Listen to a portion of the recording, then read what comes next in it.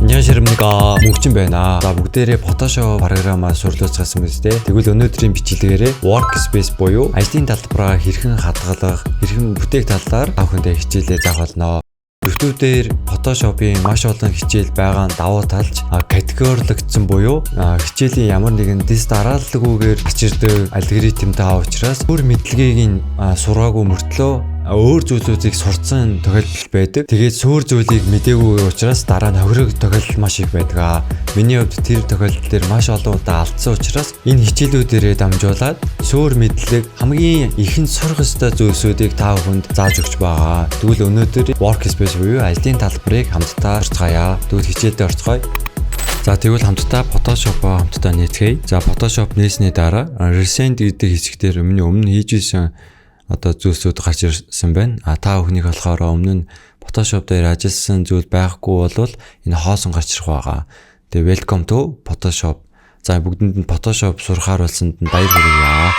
Өнөөдрийн хичээлээр ажлын талбарын талаар сурах байгаа. За энэчнээс Photoshop-ийн логон дээрээ дарах юм бол ажлын талбар маань гарч ирэх байгаа. Тэгээ одоо миний харагдаж байгаа энэ Photoshop-ийн ажлын талбартай та бүхний харагдаж байгаа болохоор өөр харагдах байх. За энэ toolbox нь болохоор нэг дээр байдаг ч юм уу?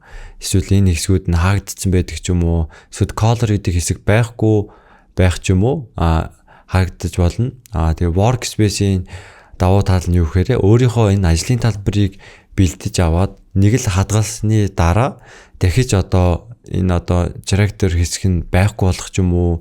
Эсвэл энэ хэсэг нь бүр ингээд бусдсан тохиолдолд болохоор Workspace-ийн Photoshop-ийнхоо Window хэсгийн руу орох юм бол Workspace зис байгаа. Энэ дээрээс орох юм бол би мөнгөчин жоон гээд хадгалсан байгаа.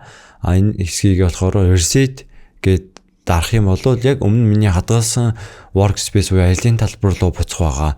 Бид нэр Photoshop дээр ямар нэгэн зүйл хийж байгаа санамдгаар эндээс гаргацдаг ч юм уу, хаачдаг ч юм уу, эсвэл бүр ингээ устгах тохиолдол байдаг. Тэгээд Photoshop сурж байгаа хүмүүс хамгийн их асуудаг зүйл нь миний color хэсэг нь байхгүй байна. Layer хэсэг нь алга болчлоо гэдэг ч юм уу. Маш олон Workspace-ийн тал дээр олон зүйлийг ингээ асуудаг. Тийм учраас хамгийн ихэнд Workspace-ийг хадгалах нь маш чухал байгаа. За энэ үед болохоор Workspace руу ороод reset авч ганцхан секундэд өөрийнхөө ажлын талбарыг буцаагаад цэвэрлээд буцаагаад аваад ирж байгаа гэсэн үг. За эхний ээлжинд Photoshop-ыг шинээр сурж байгаа хүмүүс маань ажлын талбар буюу Workspace-ийг хаана нь яаж байрлах ёстойг мэдэхгүй байгаа учраас минийхтэй төстэй юм уу яг ижилхнээр бүгдээрээ хамтдаа сурья. Дараа нь өөрийнхөө ажлын талбарыг удаан хугацаанд Photoshop-ыг ашиглангаа өөрөө хаана нь байрлахыг байрлуул болохоор байна гэдгээ өөрөө хадгалах боломжтой байгаа. Эхний ээлжинд тэгвэл минийхтэй төстөөгөр бүгдээрээ хамтдаа хадгалцгаая. Хамгийн анх Photoshop-ыг шинээр нээх юм бол Photoshop-ийн Workspace нь албан ёсоор цаанаас photography юм уу Essence дээр байдаг. Photography-г дарах юм бол Workspace нь иймэрхүү харагдана гэсэн үг. За тэгвэл хамтдаа Workspace-ийг бэлтгэцгээе. За энэ дээрээс харах юм бол энэ хэсгээр Toolbox буюу бидний хамгийн их хэрэглэгдэх багажнууд маань байгаа. Энэ хэсгээр дарах юм бол нэг игнэгээр ингээд бүгднгийнх нь байгаа. За энэ сум дээр дарах юм бол ингээд хоёр хэсэг болох байгаа. За тэгээ энд чинээ байгаа төлөвүүдийг хаанаас гаргаж ирдэг вэ гэхээр Photoshop-ийн Window хэсгийг дарах юм бол энэ дээрээ бүх төлсүүд маань байгаа. За бүгдээрээ миний өөрийнхөөгөө болохоор би энэ дээр скриншот хийгээд хадгалсан байгаа. Энэ Workspace-ийн дагуу бүгдээрээ хадгалцгаая. За бүгдээрээ Window хэсгээр дараад энэ зурган дээр харагдсан чеклсэн байгаа зүйлсүүдийг бүгдээрээ дагаад бүгднгийн чеклээрээ color хэсэг нь дахиад нэг дарах юм бол байхгүй болох байгаа. Дахиад ороод дарах юм бол чеклэгдсэн байгааг харах болно. Бас энэ дэлтэй гарч ирсэн байгааг харах болно. Бүгдээрээ тэгээ дагаад яг энэ чинь байгаа бүгднгийн чеклээрээ. За бүгдийн чеклсэн ч гэсэн миний анхны харуулсан Workspace-тэй ижилхэн нь харагдахгүй байгаа.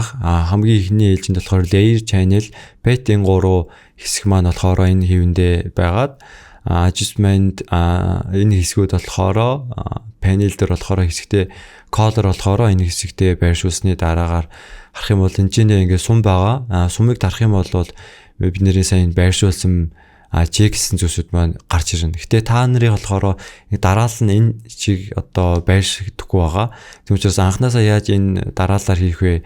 Бүгдэнд нь зааж өгье. За бүгдээр энэ хэсэгтэрээ дараад чирээд ямар ч тийм хэсэг рүү хуудас руугаа бүгдийг оруулъя. Character буюу текст янзалдаг хэсгийг энэ доор болохоор параграфыг доор нь оруулахын тулд энэ бичгэн дээр нь маузаа дараад чирэх юм бол ингээ хөдөлдөг байгаа.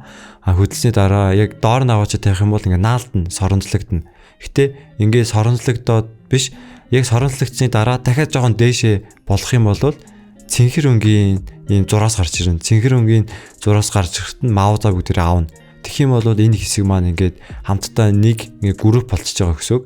За тэгээд түүний дараа history хэсгийг мөн ялгаагүй чирээд доор нь аваачаад тавьсны дараа ингээд нэг одоо өөрийн гэсэн ийм layer за энэ групплэгдсэний дараагаар энэ хэсгийг бүгдийг чирээд энэ аль хэсэгт болохоор аваачих юм бол бас цэнхэр өнгийн хэсэг зураас гарч ирж байгаа. Гэтэ бүгдээрээ 2 игнэгээр хийх учраас энэ хэсэг дээр нь аваачих юм бол цэнгэр зураас гарч ирнэ. Тийм аав заах юм бол ингээ хадгалагдчих байгаа. Та нарыгаас өөр миний монитор дээр 2 хэсэг болгож байгаад ажиллах боломжтойгоор тийм том монитор байгаа. Гэтэ бүгдийнх нь ноутбукаар ашиглаж байгаа бол энэ сумыг дараад жижигхэн болгоцсны дараагаар бас ингээ дээгээд ашиглаж болох боломжтой байгаа. Бүгдээрээ ингэж байрлуулсны дараа одоо workspace-ийг хадгална. За Windows хэсгийг workspace хэсэг рүү орсны дараа workspace руу орсны дараа энэ чинээс new workspace гэсэн хэсэг байгаа. New workspace-ийг дарах юм бол хадгалах хуу гэсэн хэсэг гарч ирнэ. За энэ дээр бүгдээрээ өөрийнхөө нэрээр хадгалж болно. За би BAA буюу брендийнхаа нэрийг өгье. Тэгээ keyboard shortcut menus tools хэсгүүдийг бүгдийг чексний дараа save хэсгийг дарна. Түүний дараа болохоор та бүхэн Photoshop дээр ажиллаж байгаа хөвчөд одоо энэ character хэсэг нь алга болчих ч юм уу эсвэл ингээд байрлуулсан хэсгээс өөр хэсэг дээр ингээ болцсон үед болохоор санаа зовох юм байхгүй, сандрах хэрэггүй workspace руу ороод энэ reset хэсэг дээр дарах юм бол буцаад миний яг өмнө хадгалсан ажлын талбар руу очих байгаа. За өнөөдрийн хичээлээрээ Photoshop-ийн workspace буюу ажлын талбарыг хэрхэн бэлдэх талаар хамтдаа сурцгаалаа. Хамгийн чухал суур хичээлүүдийн нэг учраас бүгдээрээ workspace-ээ заавал хадгалаад аваасаа гэж хүсэж байна. За тэгвэл хамтдаа дараагийн хичээлээрээ уулзцаая. Баяртай. Workspace маань хамгийн их чухал байгаа. Бүгдээрээ өөрсдийнхөө ажлын талбар дээрээ, өөрийнхөө компьютер дээрээ суугаад, өөрийнхөө ширээн дээрээ суугаад хийхэд хаана юу байрлаж байгааг мэдэх учраас өөрсдөө хурдан аваад хэрэглээд зураад хийх боломжтой байдаг да. Тэгээ тэрэн шиг өөр хүний ширээн дээр очиод ямар нэгэн зүйлийг хийлээ, зурлаа гэж бодоход өөрийнхөө ажлын талбар биш учраас амар хэцүү байна. Тийм учраас яг түүнтэй ижилхэн Photoshop-ийнхаа workspace-ийг бэлтгэх юм бол Photoshop-ийнхаа workspace-ийг хадгалаад авчих юм бол ажлын хурд үнэхээр хурдан болох байгаа. За бүгдэнд нь тэгвэл амжилт хүсье.